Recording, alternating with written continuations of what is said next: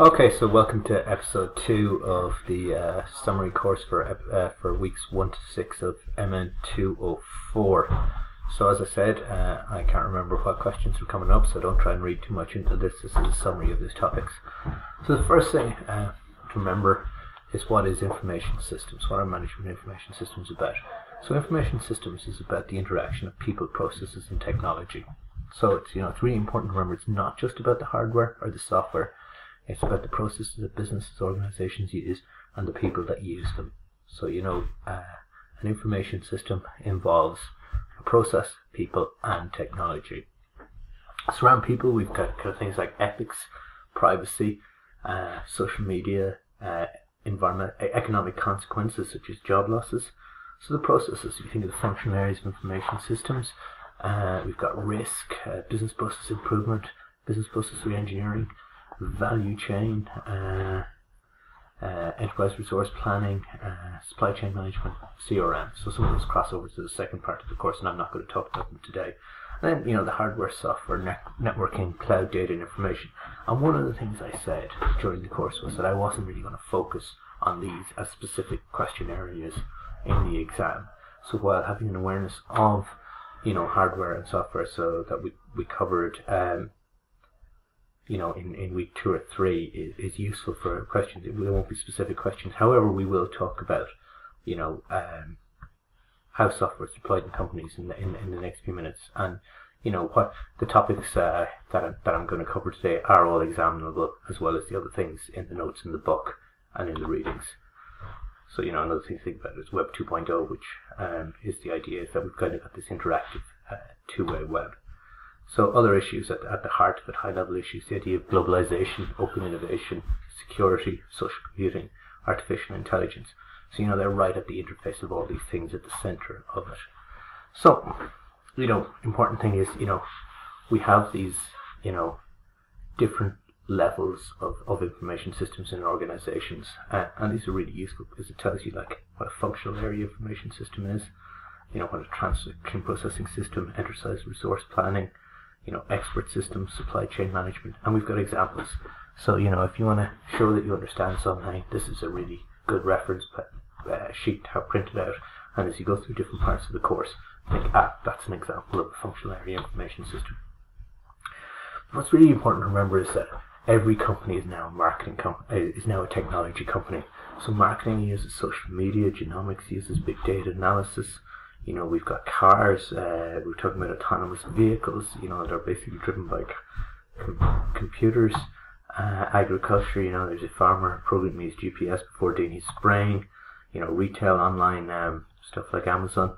And even acting, which we think is the ultimate cultural endeavour. We have the actual replacement of people who are no longer alive with, CGI replacement actors. And there's Gollum from The Lord of the Rings and Andy Serkis. So this produces a real challenge for organizations because not every company is fundamentally, has its skill set in technology. If you're a small retail company, you really have to consider how you're going to actually take on organizations like this.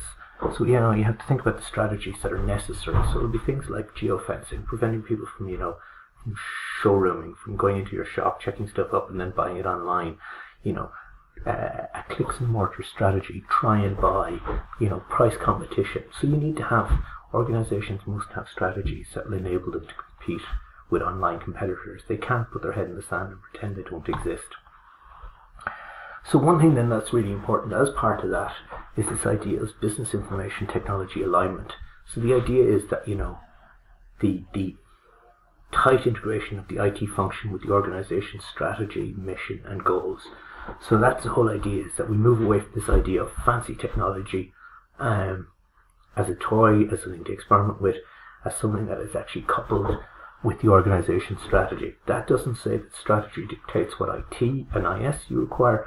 What it basically says is that there's an awareness of the capability of both, and both the strategy and the technology must adapt to and co-evolve with each other. So, what you want is good IT alignment. You need to be aware of what the characteristics of good alignment are, what the problems associated with poor alignment are, and how to bring about alignment. So that's something to really be aware of. Another thing that's really important, when we're talking about the interaction of people, processes, and technologies, is how do we actually improve things? So we're in an organization that has a certain level of technology, a certain level of processes. We have to decide whether, we want to go for a gradual, cautious, continuous improvement, which would be business process improvement, or we might go for a really, really radical approach to business process re-engineering. So one of them is relatively cheap, it's quick. The other is quite expensive. So again, understand what they are and the differences between them. So it's another thing that we covered in this course was the idea that an organization exists in an environment, so in a market. So it's not possible for an organization to just focus exclusively on itself. But one of the things when we're interested in an organization as to, whether it wants to move into a new industry or remain in an industry, is to look at the competitive forces model, or the 5 forces model by Porter, which, measures or looks at the attractiveness of a particular industry. So what we're interested in, the 5 forces are the threat of new entrants. So is it likely that new entrants are going to come in? Do our buyers, which are generally not necessarily customers, the people we sell directly to. So if I'm a farmer, I'm not selling to people's household shopping. I'm actually selling to super value. So how much power do my buyers have? Is there a threat of substitute products? So something like, an e-book is a substitute to a paper book. What's the bargaining power of my suppliers? So, if there's only one supplier of steel, and they might have a lot of power if I need steel. And then what's the rivalry between organizations? So, what we're actually interested in this, and in a technology module, we're really interested in is how technology changes those forces. So does technology make it easier or harder for new entrants to come in? Does it increase or decrease the buying power of buyers? Does it provide, does it create a threat for substitutes? Does it influence the rivalry between us? And does it, increase the bargaining power of suppliers? And very often it will, because, technology does make it easier to provide substitute or alternative products. It can reduce barriers to entry to the market. So, what you need to be aware of if you're looking at an industry is how technology will affect it. Another one that Porter provides, and this is more around process improvement, is this idea of a value chain model. So the whole idea is that there's primary and support activities that create value in an organization, and the more they can shrink these values, the more value, the more they can shrink the cost of these activities, the more of the price they sell to the customer is left over for. So one of the things, if something like this was coming up, you will be looking at an organization. So the 5 forces model looked at industry, the value chain model looks at individual organizations, and you would actually look and say, well, how does technology actually influence a particular organization's value chain? So again, and this is kind of related to Porter's 5 forces and the idea of an industry, is this idea of globalization. So, technology has been one of the great drivers of modern globalization. So previous globalization was enabled by horsepower and steam power and ships and whatever. Whereas the recent wave of globalization has been enabled by, ultra-fast ICT, social media and whatever. So we now have this idea that, we have a very flat environment in which organizations are able to trade globally. So that has a huge impact on society, and it's also very relevant for individual organizations, because their competitors may not necessarily be in the same geographical environment as them anymore, but also it opens up customers for them. So then we moved on to the idea of people in IS, and we talked about this idea about ethics and ethical decision making. So we spoke about ethics, and it was based on personal values as to what was right and wrong. And we spoke about the consequences of poor ethics. So we talked about Volkswagen, and the real issues around Volkswagen, where they ran into severe problems because they followed poor ethics. So the idea that that good ethics weren't a luxury, but were essential for long-term value. So the purpose of ethics was to protect organizations. But we have to admit that there's a challenge there, because there's a conflict between an organization's desire to maximize shareholder value and to do things with integrity, or a challenge can exist. So then, another thing to be aware of is that there is a framework for ethical decision making that involved recognizing that there was a problem, evaluating the alternatives, and so you need to read it out and think what the 5 steps are and consider how you would make a decision.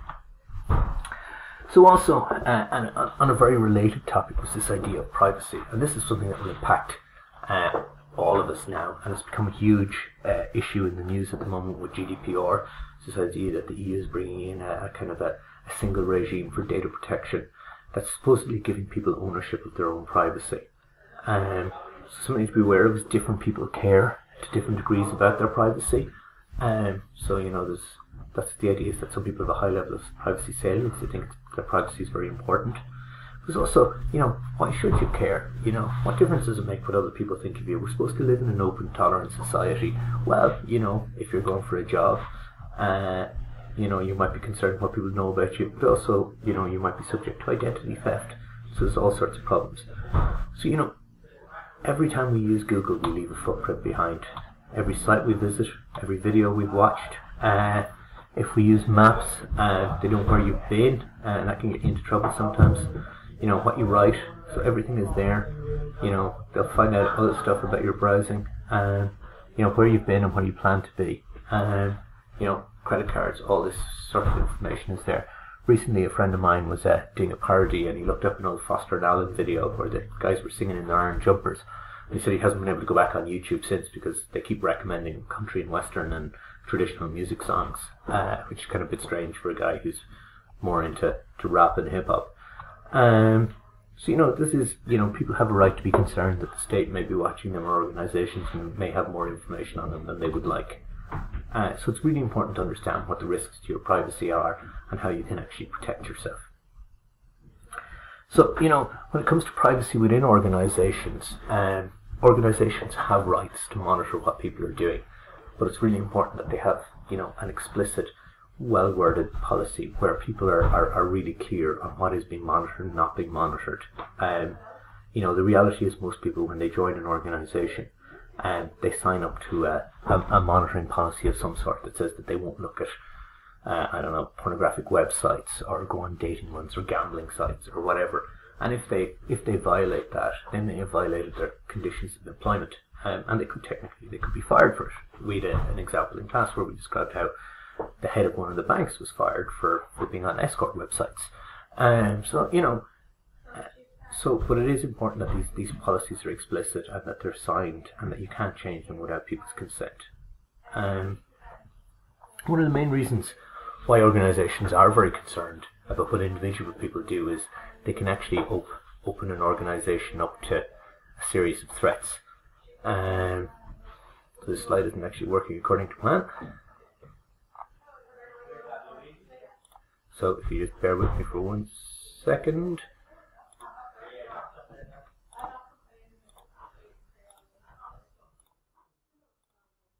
This is kind of slightly embarrassing when that happens, but it doesn't actually make any sense to you.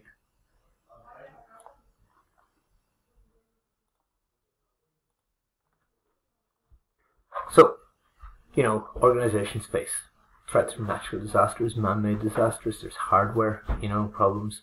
There's insiders like consultants and janitors. You can have software problems. You can have employees. So, it's a lovely graphic that shows you the different threats. So it's really important to think how a company will actually respond to that. And, that generally tends to be around controls. So they could have physical controls. They could have software controls. They can have firewall. They'll generally have policies in place. They might have people signing non-disclosure agreements. They'll have all sorts of controls in place that facilitates it. So the physical controls, who they let in then, communication controls, so things like firewalls, and application controls on particular software such as passwords that prevent individuals from going at it. So those threats could be unintentional, where people do something silly. It could be natural disaster like a volcano or an earthquake. You can have technical failures, management failures, you can have deliberate acts, so there's all sorts of ways in it. Okay, so we're going to stop it there, and we're going to finish off the summary in the next block. Okay, I hope this is helpful. If you have any questions, stick them up on Moodle.